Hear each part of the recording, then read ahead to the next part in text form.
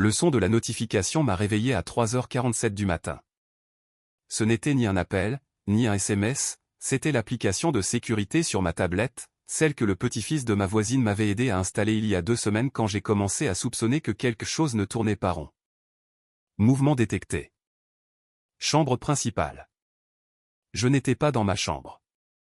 Je dormais dans la chambre d'amis au rez-de-chaussée depuis 3 nuits parce que je ne pouvais pas me défaire de cette sensation que quelqu'un s'introduisait chez moi pendant mes absences. Et là, fixant l'image granuleuse en direct sur ce petit écran, j'ai vu une silhouette se déplacer dans ma chambre dans le noir, ouvrant les tiroirs, fouillant mon bureau, sortant des dossiers. La silhouette s'est tournée vers la caméra cachée et la lumière infrarouge a capté son visage distinctement. C'était mon fils, mon premier-né, debout dans ma chambre à près de 4 heures du matin, portant des gants noirs, fouillant dans mes documents personnels comme un vulgaire cambrioleur. Je n'ai pas bougé. Je n'ai pas appelé la police.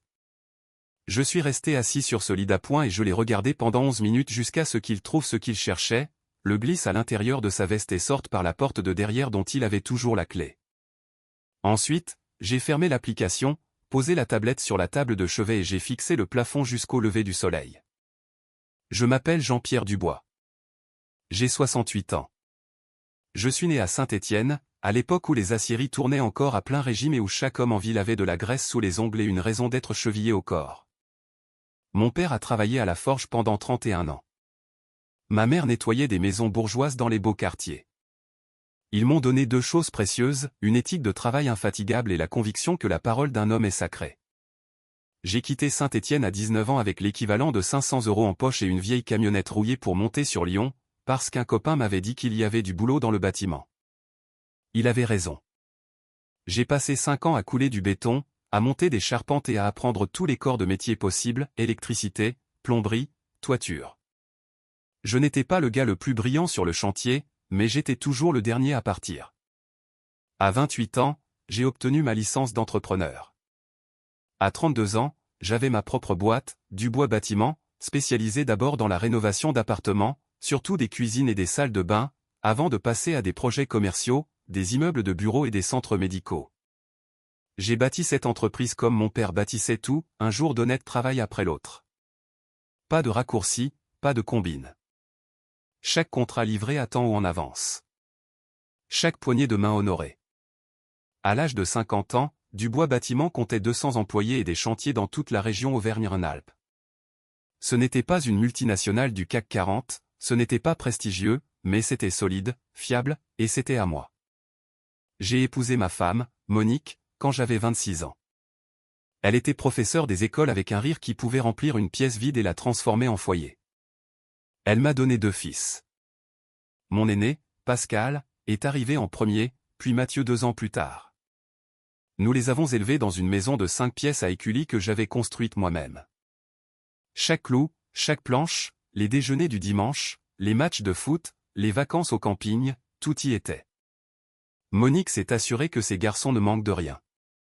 Pas tout ce que l'argent pouvait acheter, mais tout ce qui comptait, la politesse, le respect, et la compréhension que rien dans ce monde n'est gratuit. Monique est décédée il y a 4 ans d'un cancer du pancréas. Cette semaine entre le diagnostic et les obsèques. Cette semaine pour dire adieu à la femme qui avait été mon ancre pendant 37 ans. Je ne vais pas prétendre que j'ai bien géré la situation. Il y a eu des mois où je sortais à peine, des mois où je restais assis dans son fauteuil de lecture à lui parler comme si elle pouvait encore m'entendre. Mais j'ai fini par me relever. Je suis retourné au travail parce que c'est ce que Monique aurait attendu de moi. C'est ce qu'elle aurait exigé. Et c'est là que les choses ont commencé à changer. Pas du jour au lendemain, pas comme une explosion dramatique. C'était lent, comme de l'eau qui s'infiltre dans une fissure de fondation. On ne le remarque pas jusqu'à ce que tout le mur commence à pencher. Pascal, mon aîné, travaillait dans l'entreprise depuis 10 ans. Je l'avais nommé directeur général adjoint 3 ans avant la mort de Monique. Il était assez compétent, doué avec les clients, correct pour gérer les équipes, mais il lui manquait quelque chose que je n'arrivais pas à nommer. Une faim, un feu sacré. Il faisait le boulot, mais il ne l'aimait pas. Il venait parce que le salaire était bon et que le titre en jetait dans les dîners mondains, pas parce qu'il ressentait la fierté que j'éprouvais devant un bâtiment terminé en sachant que mes mains l'avaient rendu réel. Mathieu était différent. Il n'a jamais voulu faire partie de l'entreprise. Il est devenu professeur d'histoire géo dans un lycée, tout comme sa mère, gagnait le tiers de ce que Pascal touchait, et semblait 10 fois plus heureux. Je respectais cela. Je le respectais pour avoir trouvé son propre chemin. Après la mort de Monique, Pascal a commencé à insister. Des petites choses au début, des suggestions pour moderniser l'entreprise, des idées d'expansion sur des marchés en lesquels je n'avais pas confiance, des propositions de partenariat avec des promoteurs dont je n'avais jamais entendu parler.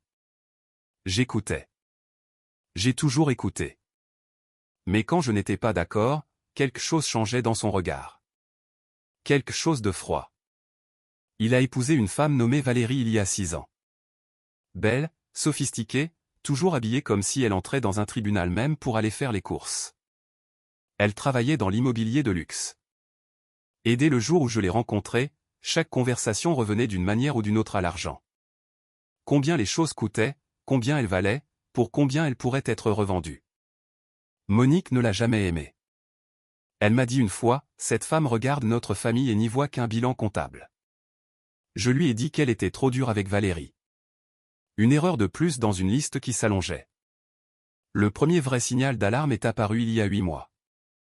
Je classais des papiers de routine au bureau quand j'ai remarqué une facture d'un cabinet de conseil inconnu, Meridian Partners. 45 000 € pour des services de conseil. J'ai interrogé Pascal à ce sujet. Il a balayé ma question d'un revers de main, disant que c'était juste un cabinet recommandé par Valérie pour évaluer de nouvelles opportunités de marché. J'ai laissé couler.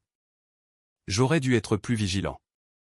2 semaines plus tard, une autre facture est arrivée, 38 000 €. Même cabinet, description différente. Puis encore une autre. Au cours du mois suivant, j'ai discrètement sorti toutes les factures liées à Meridian Partners. Le total s'élevait à 310 000 € en 7 mois. J'ai appelé le numéro indiqué sur les factures, il n'était plus attribué. J'ai cherché le registre de la société, elle avait été immatriculée 11 mois auparavant. L'agent enregistré était un cabinet d'avocats au Luxembourg, le genre de cabinet qui n'existe que pour cacher les véritables propriétaires. J'ai engagé une comptable spécialisée en fraude, pas quelqu'un de mon réseau, mais quelqu'un de totalement extérieur que Pascal ne pourrait jamais découvrir. Elle s'appelait Chantal, une femme d'une 50aine d'années sans fioriture qui avait passé 20 ans à la brigade financière avant de s'installer en libéral. Ce qu'elle a trouvé m'a rendu malade. Meridian Partners était une société écran. Elle n'avait ni employé, ni bureau, ni service réel. Le compte bancaire était contrôlé par une fiducie gérée par un nom familier, Jérôme, le frère de Valérie, un homme que j'avais rencontré exactement 2 fois lors de repas de famille et qui m'avait adressé à peine 15 mots. L'argent que Pascal détournait via cette fausse société allait directement sur des comptes contrôlés par la famille de Valérie. 310 000 € de mon entreprise. Mais ce n'était pas le pire. Chantal a continué à creuser. Elle a trouvé des emails entre Pascal, Valérie et un avocat dont je n'avais jamais entendu parler, discutant de quelque chose qui m'a glacé le sang, une procédure de mise sous tutelle.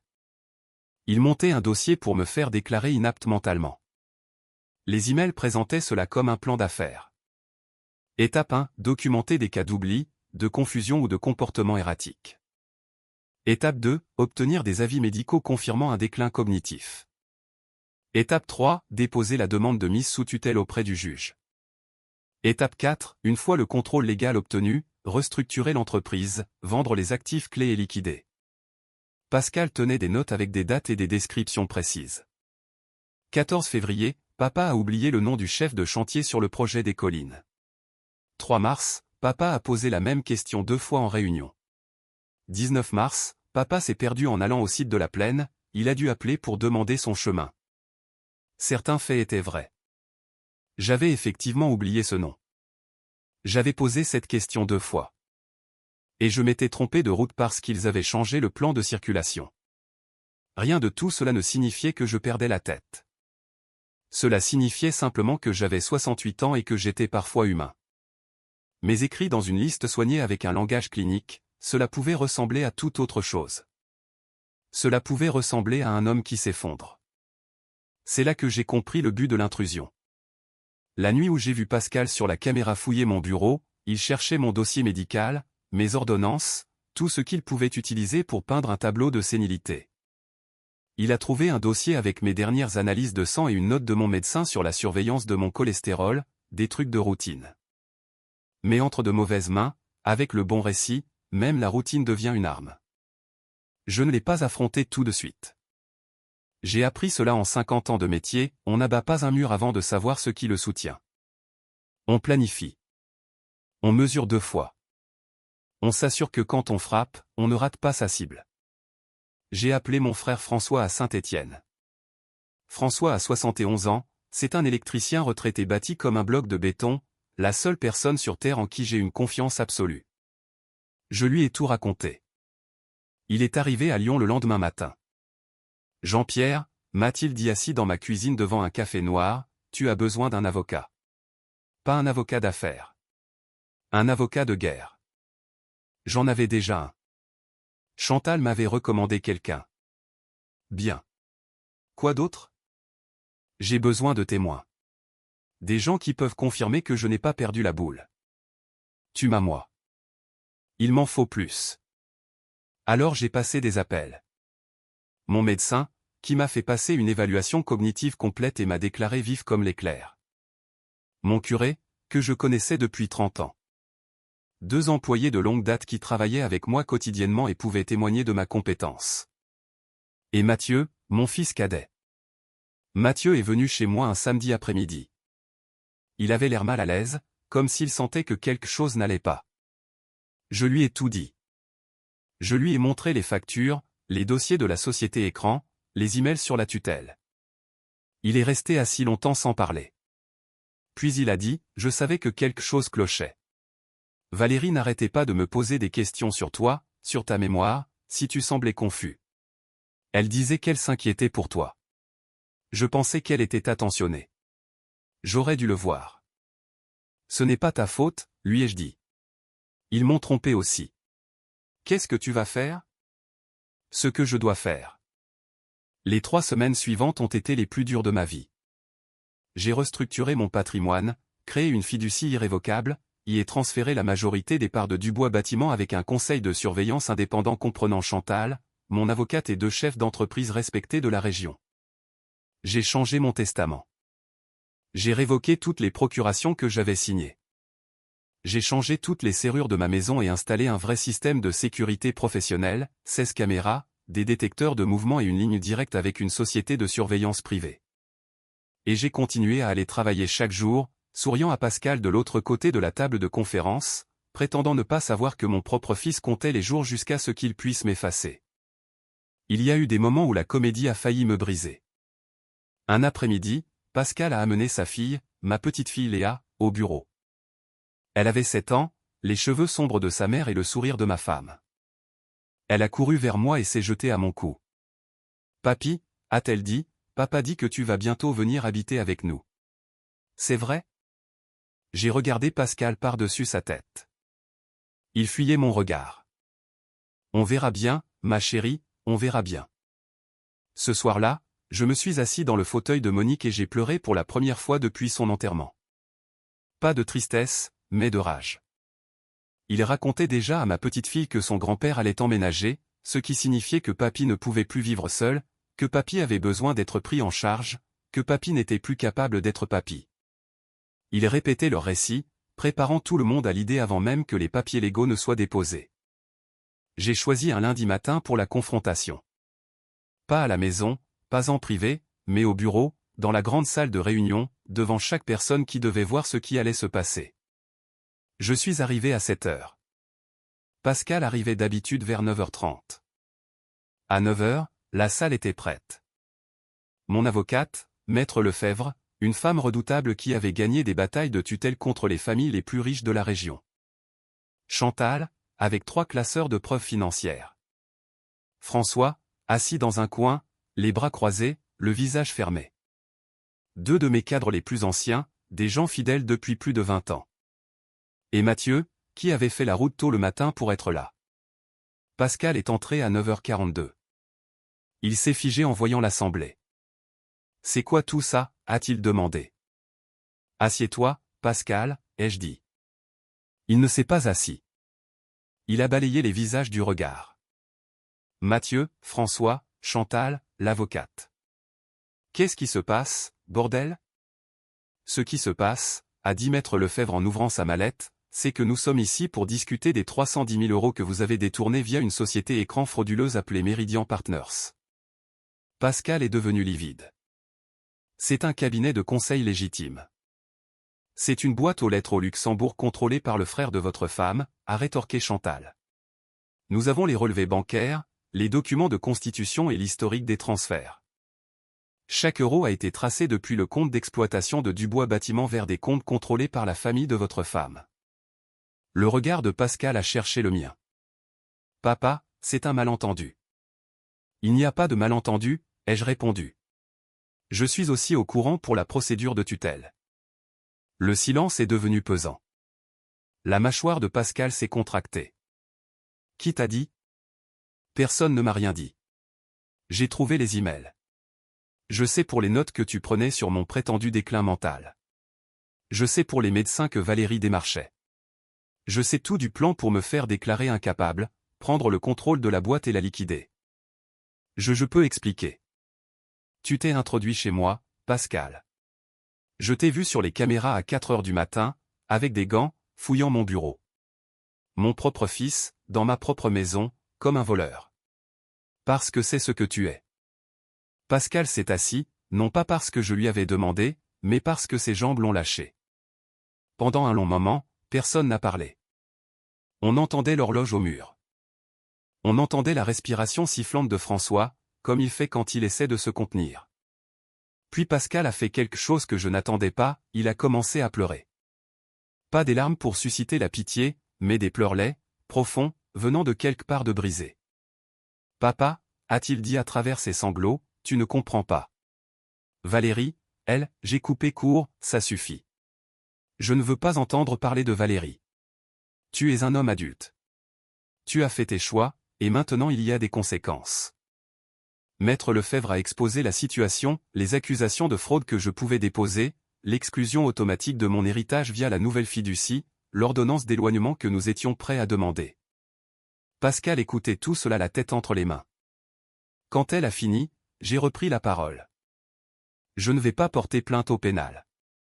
Quoi, s'est exclamé François dans son coin. Pas encore, ai-je précisé. Pascal, tu vas rembourser chaque euro. Tu vas démissionner de cette entreprise aujourd'hui même. Tu vas signer un document reconnaissant tes actes. Et toi et Valérie allez rester loin de moi jusqu'à ce que j'en décide autrement. Et si je refuse? Alors maître Lefebvre dépose tout au procureur cet après-midi. Et ce ne sera pas moi qui porterai plainte, ce sera l'entreprise, le conseil, au nom de chaque employé à qui tu as volé la participation au bénéfice. Il a regardé Mathieu. Tu étais au courant. Mathieu a hoché la tête. Et ça ne te pose pas de problème de détruire notre famille? Ce n'est pas moi qui l'ai détruite, a répondu Mathieu calmement. Cette phrase a fait exploser Pascal. Il s'est levé si brusquement que sa chaise a percuté le mur. Il m'a pointé du doigt, tu l'as toujours plus aimé que moi. Toujours. Le fils prodige. Le prof. Celui qui ressemble à maman. Je t'ai tout donné, Pascal, et tu le sais. Tu m'as donné un job. Tu m'as donné un titre. Mais tu ne m'as jamais donné de respect. Je t'ai nommé directeur parce que j'avais besoin de quelqu'un pour gérer les affaires pendant que tu te prenais pour Dieu. Je ne peux pas avoir cette conversation maintenant, ai-je conclu. Et c'était vrai, car une partie de ce qu'il disait contenait une vérité, et la vérité livrée avec colère est la plus difficile à affronter. Pascal est parti. Il n'a pas claqué la porte, il est juste sorti, et d'une certaine manière, c'était pire. Le silence est plus lourd que le bruit. Les semaines qui ont suivi ont été atroces. Valérie a engagé un avocat et a répliqué. Elle a affirmé que je me vengeais de Pascal à cause d'un désaccord commercial. Elle a dit que les frais de conseil étaient légitimes.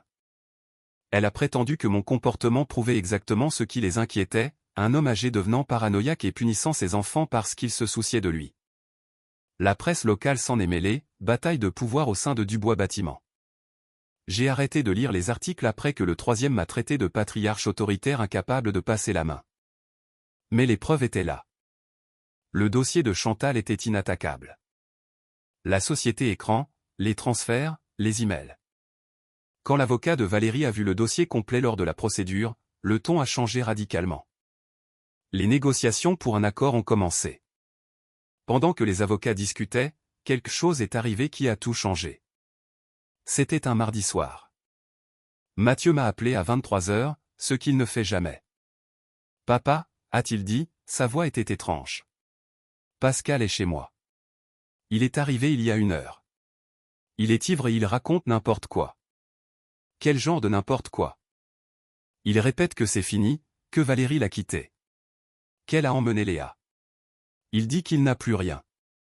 Mon cœur s'est serré. Est-ce qu'il est en sécurité? Je ne sais pas. Il s'est enfermé dans ma salle de bain et ne veut pas sortir. J'arrive. J'ai conduit 45 minutes dans la nuit, les mains tremblant sur le volant. Quand je suis arrivé chez Mathieu, la porte était toujours verrouillée. Pascal, ai-je dit à travers la porte. C'est papa. Va-t'en. Je ne bougerai pas. Pourquoi? Tu n'as jamais été là pendant mon enfance. Ces mots m'ont frappé comme un coup de poing. Mais je suis resté. J'ai collé mon dos contre cette porte et je me suis laissé glisser sur le sol. Quand tu avais 9 ans, ai-je commencé, tu es tombé de vélo dans l'allée et tu t'es cassé la clavicule. Je t'ai porté jusqu'à la voiture. Tu pleurais si fort que tu pouvais à peine respirer et je t'ai dit, je suis là. Je ne vais nulle part. Tu t'en souviens? Silence. Je suis là, Pascal. Je ne vais nulle part. Encore le silence. Puis le verrou a cliqueté. La porte s'est ouverte. Mon fils était assis sur le carrelage, les yeux rouges, avec un regard vide qui m'a terrifié. Elle a pris Léa, a-t-il chuchoté. Valérie a pris ma fille et est partie chez sa mère en Bretagne. Elle a dit que j'étais un boulet. Que j'avais gâché le plan. Que j'étais faible. Je me suis assis à côté de lui sur le sol de la salle de bain. 2 hommes adultes sur du carrelage froid à minuit. J'aurais dû te le dire, a-t-il poursuivi. J'aurais dû venir te voir quand elle a commencé à en parler. Mais j'étais en colère, papa. Je suis en colère contre toi depuis longtemps. Pourquoi? Pour n'avoir jamais été assez bien. Pour avoir travaillé toute ma vie pour t'impressionner sans jamais sentir que j'y arrivais. Pour t'avoir vu bâtir cette boîte en sachant que je ne serais jamais capable de construire quelque chose d'aussi bien. Ce n'est pas vrai. C'est vrai. Et tu le sais. Mathieu est comme maman. Tout le monde l'aime. Il est gentil, patient, tout lui réussit. Moi, je suis comme toi, papa. Je suis têtu, orgueilleux et je m'épuise au travail. Mais quand je me regarde dans la glace, je ne vois pas l'homme que tu es. Je ne vois que son ombre, et ça m'a rendu assez furieux pour faire une chose terrible. J'ai passé mon bras autour de mon fils pour la première fois depuis des années. J'aurais dû le voir, ai-je dit. J'aurais dû voir que tu souffrais. Tu étais occupé à bâtir un empire. J'étais surtout occupé à perdre mon fils. Nous sommes restés là longtemps sans parler. Mathieu nous a apporté du café et s'est assis dans le couloir, assez près pour entendre, assez loin pour nous laisser de l'espace. Cette nuit-là n'a pas tout réparé. On ne répare pas des décennies de dommages en une conversation sur un sol de salle de bain, mais ça a fissuré quelque chose. Quelque chose qui était scellé depuis trop longtemps.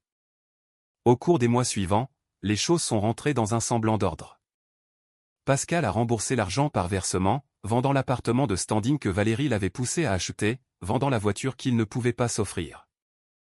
Il a réduit son train de vie pour correspondre à ses moyens réels. Il a commencé à voir un thérapeute. J'ai commencé à en voir un aussi, parce que mon frère François m'avait dit que si je ne gérais pas ma part de responsabilité dans ce gâchis, j'allais l'emporter dans ma tombe. Les affaires juridiques se sont réglées discrètement. Pas de poursuite pénale, mais un accord contraignant. Pascal a été définitivement écarté de l'entreprise mais avec un chemin pour reconstruire sa vie. Valérie a demandé le divorce de son côté. Pascal n'a pas lutté pour le mariage, mais il s'est battu comme un lion pour la garde de Léa. Ce combat est toujours en cours. L'entreprise s'est redressée. J'ai promu 3 employés fidèles à des postes de direction et j'ai mis en place un plan de succession formel, ce que j'aurais dû faire il y a des années. Mathieu ne voulait pas de l'entreprise et j'ai enfin arrêté d'espérer qu'il change d'avis. À la place, j'ai trouvé 2 jeunes conducteurs de travaux qui me rappelaient moi à 30 ans, affamés, honnêtes et prêts à bosser jusqu'à ce que leurs mains saignent. Je leur ai donné leur chance, et ils ne m'ont pas déçu. Samuel, le fils de Pascal né de son premier mariage, un gamin discret de 19 ans qui avait regardé tout cela se dérouler à distance, est venu me voir un dimanche. Il s'est assis dans ma cuisine et m'a posé la même question que mon frère des mois plus tôt, « Qu'est-ce que tu vas faire ?» Je lui ai dit que j'allais continuer à construire. C'est tout ce que j'ai jamais su faire. Est-ce que je peux apprendre, a-t-il demandé. Je l'ai regardé, ce gamin qui avait toutes les raisons de s'éloigner de cette famille et de ne plus jamais regarder en arrière. Pourquoi tu voudrais faire ça? Parce qu'il faut bien que quelqu'un prouve que porter le nom Dubois signifie quelque chose de bien. Il a commencé le lundi suivant à balayer les sols sur l'un de nos chantiers. Il ne s'est pas plaint une seule fois. Pascal et moi nous parlons maintenant. Pas souvent. Pas facilement. Surtout des appels courts où nous disons peu mais pensons chaque mot. La semaine dernière, il a appelé et a dit « Papa, je suis désolé. » Pas seulement pour l'argent, pour tout. Je sais, ai-je répondu. Je suis désolé aussi. Pourquoi? Pour ne pas avoir été le père dont tu avais besoin. Ce n'est pas, laisse-moi finir. J'ai bâti une entreprise, j'en suis fier. Mais en chemin, j'ai confondu bâtir une boîte et bâtir une famille. Ce n'est pas la même chose. Ta mère le savait. Elle a essayé de me le dire. J'aurais dû l'écouter. Il a gardé le silence un instant. Est-ce qu'on va s'en sortir? Je ne sais pas, ai-je dit. Mais je pense qu'on va essayer. Et essayer, c'est déjà plus que ce qu'on a fait depuis longtemps. Dimanche dernier, François est venu dîner. Nous nous sommes assis sur la terrasse avec 2 bières et avons regardé le soleil se coucher sur le jardin dont Monique s'occupait autrefois. Tu as l'air différent, a-t-il remarqué. Différent comment? Plus léger. Comme si tu avais posé un fardeau que tu portais depuis trop longtemps. J'y ai réfléchi. Peut-être bien, ai-je concédé. Tu sais ce que Monique dirait si elle était là. J'ai souri. Elle dirait, il était temps, Jean-Pierre. Il a ri. Elle aurait raison. Elle avait toujours raison. La vérité est que je ne sais pas comment cette histoire se termine. Pascal et moi cherchons encore notre chemin. Léa grandit en Bretagne et chaque jour où elle n'est pas ici est une douleur dans ma poitrine. L'entreprise est forte, mais j'ai 68 ans et le corps ne ment pas sur le temps qui passe, même si l'esprit essaie parfois de tricher. Mais je sais une chose, quand mon fils s'est introduit chez moi à 4 heures du matin, il ne volait pas seulement des documents. Il volait ma dignité. Mon droit d'être traité comme un homme, pas comme un problème à gérer. Mon droit de décider de ma propre vie. Et quand je me suis assis dans cette salle de réunion pour mettre la vérité sur la table, je ne protégeais pas seulement mon argent ou ma boîte. Je protégeais quelque chose qui n'a pas de prix, le droit de me regarder dans le miroir et de savoir que je n'ai pas laissé la peur, l'amour ou la culpabilité faire de moi une victime. Si vous écoutez ceci et que vous êtes âgé comme moi, ou que vous vous en approchez, je veux que vous entendiez ceci, votre âge ne vous rend pas moindre. Vos cheveux gris ne vous rendent pas faible. Votre pas plus lent ne vous rend pas insignifiant. Et si quelqu'un, n'importe qui, même votre propre sang, essaie de vous convaincre que vous êtes trop vieux pour compter, trop confus pour décider ou trop fragile pour vous battre, regardez-le dans les yeux et prouvez-lui qu'il a tort. Pas avec de la colère. Pas avec de la vengeance. Mais avec la certitude tranquille et inébranlable que vous avez gagné votre place dans ce monde et que personne n'a le droit de vous la prendre. Ni vos enfants, ni leurs avocats, ni un document déposé dans un tribunal. Personne. Je m'appelle Jean-Pierre Dubois. J'ai 68 ans. J'ai bâti quelque chose de réel de mes propres mains. J'ai failli le perdre à cause des gens que j'aimais le plus. Et je suis toujours là. Toujours debout. Toujours en train de construire. Ce n'est pas de l'entêtement.